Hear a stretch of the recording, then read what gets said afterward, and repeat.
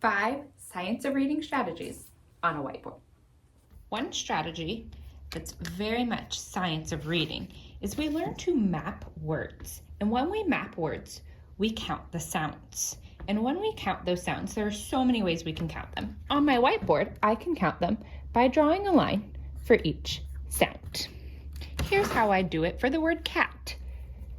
K, a, t. One line for each sound.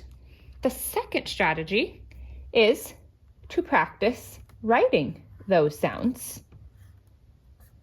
K, at.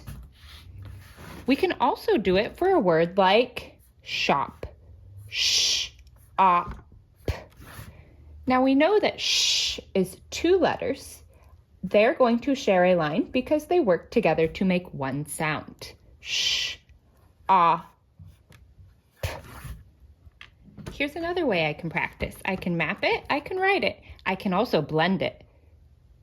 K, at, cat. L-Conan boxes are another strategy. They're just like mapping our word, but this time we put the letters for the sounds in each box. If I'm working on a word like chip, I'm going to need my CH together in a box because they make one sound together. Ch, I, p. And let's do the word tap.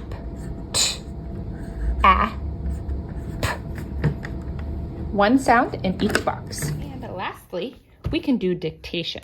This takes a partner. Someone else will need to tell me a sentence I can work on writing.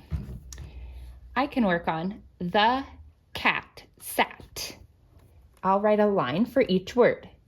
The cat sat. I know that's not a question, and my partner didn't yell it, so I'm going to use a period. The cat sat. Now I can work on writing my words. The k, at, s, at. If you're my partner, make sure I'm practicing words that I've been working on, like cat and sat.